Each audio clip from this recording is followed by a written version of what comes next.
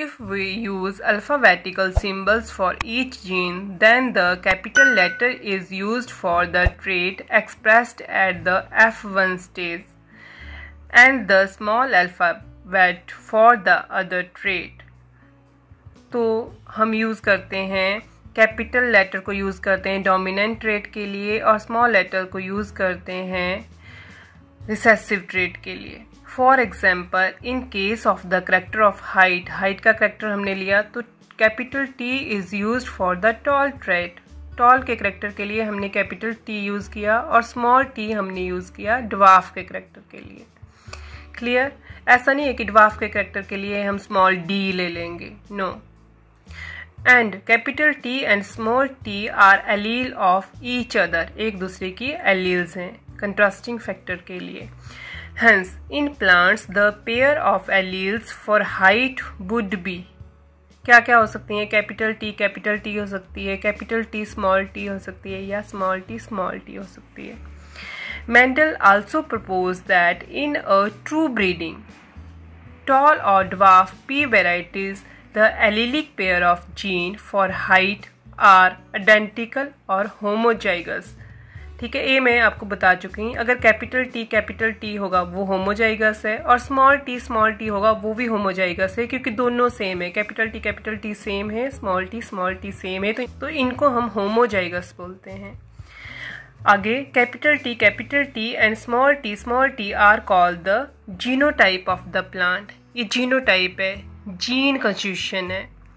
While the description, जैसे कि toll है, कैपिटल टी टॉल है, वो हमें दिख रहा है कि टॉल प्लांट है. स्मॉल टी वो ड्वार्फ प्लांट है, वो भी हमें दिख रहा है कि ड्वार्फ है, बट उनका जीनोटाइप हमें नहीं दिख रहा है. तो जो हमें दिख रहा है वो उसका फिनोटाइप है और जो इसके अंदर जीन कंस्टिट्यूशन है, जीन कौन सी है, वो इसका जीनोटाइप है. What then would be the phenotype of a plant that had a genotype capital T small t? तो जिसमें genotype capital T small T होगा वो क्या होगा? वो भी टॉल ही होगा, क्योंकि टी जो है, कैपिटल टी जो है वो डोमिनेंट है. और ये क्या होगा? हेट्रोजाइगस कंडीशन होगी, हाइब्रिड होगा. क्लियर? बट इसका जो फिनोटाइप है वो टॉल ही होगा और इसका जो जीनोटाइप है वो कैपिटल टी स्मॉल टी होगा.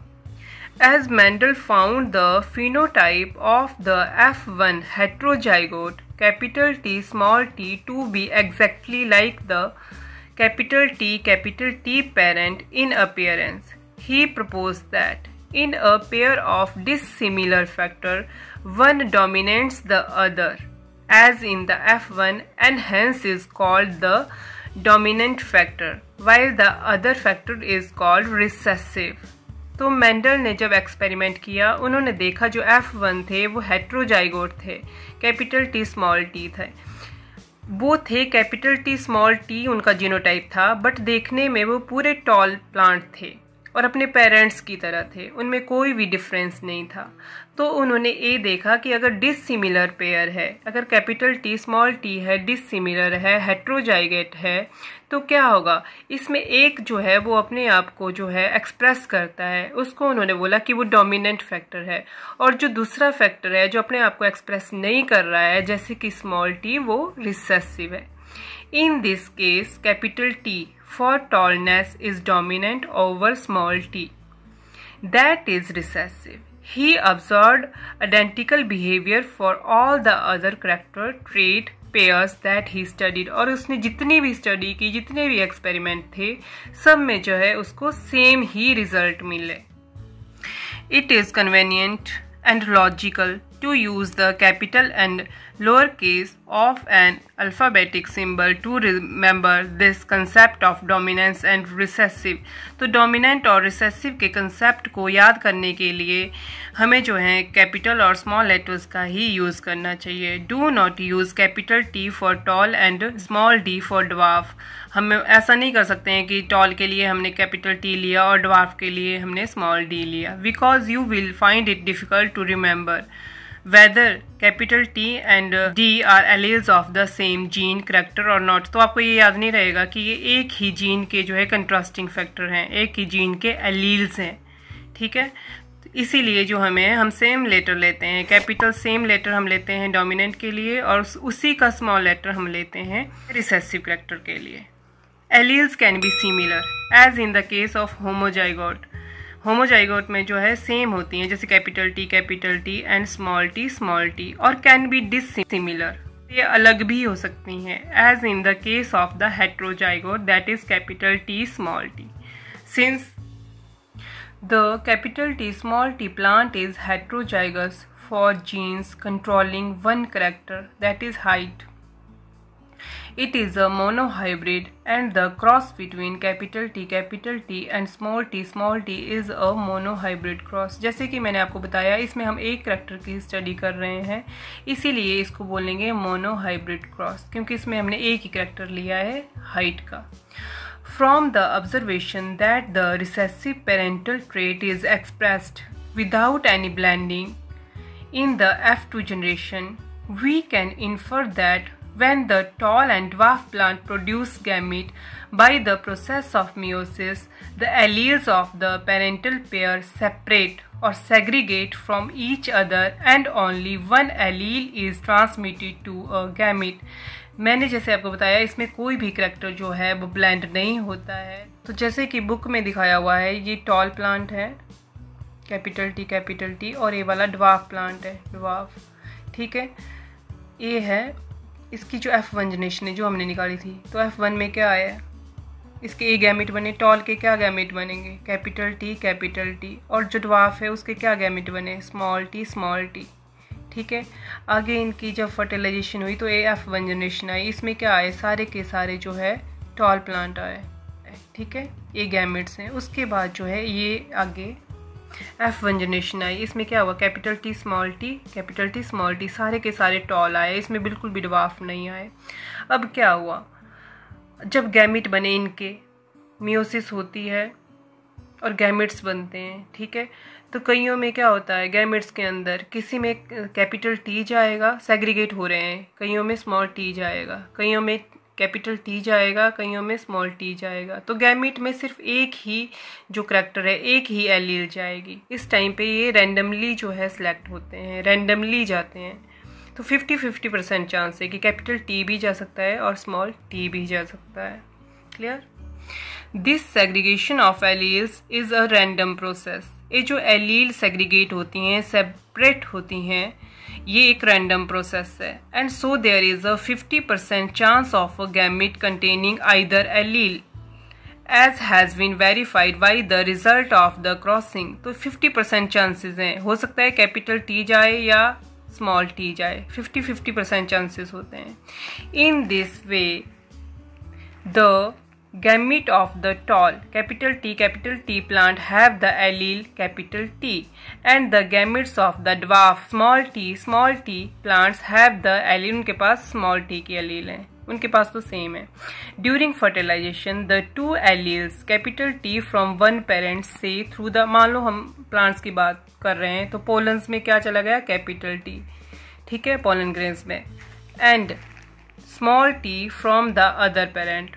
और जो दूसरा प्लांट है उसका जो एग है, मान लो फीमेल प्लांट है या फीमेल फ्लावर है, उसका जो एग है उसमें स्मॉल टी है. तो जब फर्टिलाइजेशन होगी वो आपस में मिलेंगे और यूनिटी टू प्रोड्यूस, और जो जाइगोट बनेगा उसमें कौन सी एलील आएगी, उसमें एक एलील आएगी कैपिटल टी की और दूसरी एलील आएगी स्मॉल टी की. In other words the hybrid have capital T और स्मॉल टी. तो उसके पास क्या आया, उसके पास आया कैपिटल टी और स्मॉल टी, एक मेल से आया एक फीमेल से आया, क्योंकि एक के पास कैपिटल टी था और दूसरे के पास स्मॉल टी था. Since these hybrid contain alleles which express contrasting traits the plant are heterozygous. तो इनमें दोनों एलील हैं, तो ये हेट्रोजाइगस हैं. The production of gametes by the parents, the formation of the zygote, the F1 and F2 plants can be understood from a diagram called Punnett square. ये सारा कुछ हम अंडरस्टैंड कर सकते हैं एक डायग्राम से, ये सारा कुछ हम अंडरस्टैंड कर सकते हैं एक डायग्राम से, ठीक है, एक डायग्राम से. इस डायग्राम को बोलते हैं पुनिट स्क्वायर, या जो मैंने पहले आपको समझाई थी वैसे भी बना सकते हैं, वो भी पुनिट स्क्वायर ही है. क्लियर, वो इजी मेथड है. It was developed by a British geneticist Reginald C. Punnett. उन्होंने इसको डेवलप किया था, इसीलिए इसका जो नाम है वो पुनिट स्क्वायर पड़ा है. ये क्या है? It is a graphical representation to calculate the probability of all possible genotype of offspring in a genetic cross. जब हमने एक जेनेटिक क्रॉस कराई तो जो नेक्स्ट जनरेशन आएगी उसके जो ऑफस्प्रिंग होंगे, बच्चे होंगे, या नेक्स्ट जनरेशन जो होगी उसका जीनोटाइप क्या क्या हो सकता है, ठीक है, वो हम पता कर सकते हैं। The possible gametes are written on 2 sides, ठीक है, 2 साइड पे हम लिखते हैं। यूजुअली द टॉप रो में लिखते हैं और लेफ्ट कॉलम्स में लिखते हैं, जैसे कि हमने लिखा था। All possible combination are represented in boxes below in the square, और हम एक स्क्वायर वाला बॉक्स ऐसे बना देते हैं, उसमें हम उसको जो है निकालते हैं कि क्या क्या जीनोटाइप हो सकते हैं। Which generate a square output form, और जो भी आउटपुट निकलती है वो एक स्क्वायर फॉर्म में हम निकाल लेते हैं। Clear? The Punnett square shows the parental tall capital T male and dwarf small t female. जो आपकी बुक में डायग्राम है उसमें उन्होंने कैपिटल T को मेल प्लांट के लिए लिया है और स्मॉल t को एज अ फीमेल प्लांट लिया है। The gametes produced by them and the F1 capital T small t progeny आई उनके पास। The F1 plant of the genotype, जो F1 प्लांट आए उनका जीनोटाइप जो है वो आया capital T small t, are self pollinated, उनको आपस में पॉलिनेट करवाया। द सिंबल, जैसे कि मैंने आपको बताया, ये है फीमेल के लिए एंड ए वाला जो सिंबल है वो है मेल के लिए, ठीक है, तो मैंने आपको बता दिया है। डिनोट द फीमेल, जैसे हम प्लांट्स की बात कर रहे हैं तो फीमेल का जो है वो होगा एग और जो मेल का होगा वो होगा pollen of the F1 generation respectively. The F1 plant of the genotype, F1 में आया genotype capital T small t, when self pollinated produce gamete of the genotype capital T and small t equal proportion में बनाएंगे वो, ठीक है। When fertilization takes place, the pollen grain of genotype T have a 50% chance to pollinate egg of the genotype capital T as well as of the genotype small t. तो 50-50% chances हैं, ये मैं आपको बता चुकी हूँ कि कैपिटल T भी जा सकता है, स्मॉल t भी जा सकता है। Also pollen grains of genotype small t have a 50% chance of pollinating eggs of genotype capital T as well as of genotype small t. तो ये मैं आपको समझा चुकी हूँ already. As a result of random fertilisation, फिर F2 में क्या होती है? रैंडम फर्टिलाइजेशन होती है। The resultant zygote can be of the genotype, तो जो जीनोटाइप हो सकता है वो कैपिटल T भी हो सकता है, कैपिटल T स्मॉल t भी हो सकता है, या स्मॉल t भी हो सकता है। तो ये जो पूरा पैराग्राफ है ना, ये मैं आपको ऑलरेडी समझा चुकी हूँ। इसके बारे में मैं आपको बता चुकी हूँ कि जो फिनोटिपिक और जीनोटिपिक रेशो है वो क्या क्या आती है, इसलिए आप इसको खुद ही पढ़ लेंगे। उसके बाद यहाँ पे आ जाओ, द 1/4 हाफ और 1/4 रेशो ऑफ, देखो कैपिटल T कैपिटल कितने आए? 1 आए, 4 में से 1। कैपिटल T स्मॉल t कितने आए? हाफ आए, 2 आए, 4 में से 2 आए, मतलब हाफ आए। और स्मॉल t कितने आए? 1/4, 4 में से 1 आए। It is mathematically considerable to the form of the binomial expression ax + by² that has the gamete bearing gene capital T और small t in equal frequency of half, मतलब half chances हैं। 50% chances है कि capital T भी जा सकता है, small t भी जा सकता है गैमेट में। The expression is expanded as given below. A expression जो है मैं आपको समझा रही हूँ। तो ए वाली जो बाइनोमियल एक्सप्रेशन है वो आपकी बुक में दी गई है, ax + b² इसका मतलब क्या है? a + b² का इसको फार्मूला लगेगा। a + b² = a² + 2ab + b²। तो हमारे पास क्या है?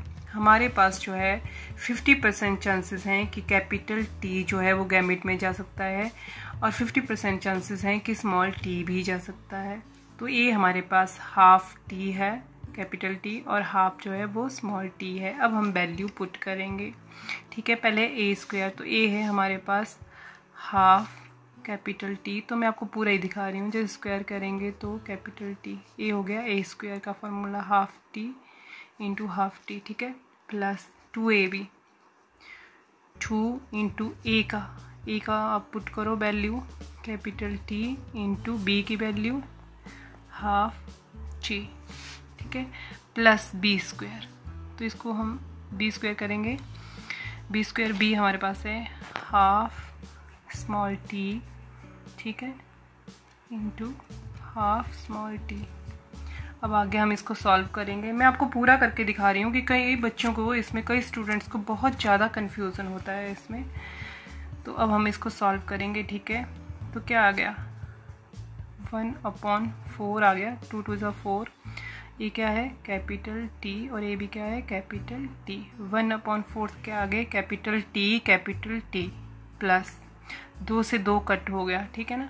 और हमारे पास क्या रह गया, half capital T small T, clear, plus यहाँ पे क्या आया, 1/4 स्मॉल टी। तो आ गया हमारे पास, देखो 1/4 है हमारे पास। F2 जनरेशन में हमारे पास क्या आया था, 1/4 आए थे कैपिटल टी जो हाफ है, वो क्या आया था, कैपिटल टी स्मॉल टी आए थे, और जो 1 था वो आए थे स्मॉल टी। तो ये जो एक्सप्रेशन है, ये हमारे पास इसका रिजल्ट जो है वो आ गया है, क्लियर। तो ये जो मैथमेटिकल एक्सप्रेशन है वो मैंने आपको समझा दी है, ठीक है। आगे है, Mendel self pollinated the F2 plant and found that the dwarf F2 plant continue to generate dwarf plant in F3 and F4 generation. तो मेंडल ने F2 जो प्लांट आए थे उनकी फिर से सेल्फ पॉलिनेशन करवाई, तो उनकी F3 और F4 जनरेशन तक उन्होंने करवाई। तो जो ड्वार्फ प्लांट से थे उनकी जब उन्होंने सेल्फ पॉलिनेशन करवाई तो उनके ड्वार्फ ही प्लांट आए। He concluded that the genotype of the dwarf was homozygous. जो ड्वार्फ प्लांट थे उनका जो जीनोटाइप था वो स्मॉल टी था। What do you think he would have got had he self pollinated a tall F2 plant? तो आपको क्या लगता है, जब उसने F2 में जो टॉल प्लांट आए थे उनको सेल्फ पॉलिनेटेड करवाया तो क्या हुआ। तो ये F2 जनरेशन है, तो आगे उन्होंने इसको भी सेल्फ पॉलिनेशन करवाया। मान लो उन्होंने टॉल के प्लांट लिए, ए वाले लिए कैपिटल टी को जब उसने सेल्फ पॉलिनेशन करवाई तो जितने भी प्लांट आए वो टॉल ही आए, ठीक है। और यहाँ पे जब उन्होंने स्मॉल टी की सेल्फ पॉलिनेशन करवाई तो सारे के सारे ड्वार्फ प्लांट ही आए नेक्स्ट जनरेशन में। बट जब उन्होंने कैपिटल टी स्मॉल टी जो है उनकी सेल्फ पॉलिनेशन करवाई तो सेम जो है रिजल्ट आए। क्या रेशो आई, 3:1। 3 जो है वो टॉल आए और जो 1 था वो ड्वार्फ आए। तो ठीक है, आज हमने पढ़ लिया मेंडल्स के एक्सपेरिमेंट के बारे में, मोनो हाइब्रिड क्रॉस के बारे में, और इसमें जितनी भी टर्म्स यूज होती हैं उनके बारे में। तो मेंडल्स ने 3 लॉ दिए थे, उसमें से जो लॉ ऑफ डोमिनेंस है वो भी आपको क्लियर हो गया, और सेकंड उन्होंने दिया था लॉ ऑफ सेग्रीगेशन, वो भी आपको क्लियर हो गया। और उसके आगे का हम नेक्स्ट वीडियो में पढ़ेंगे।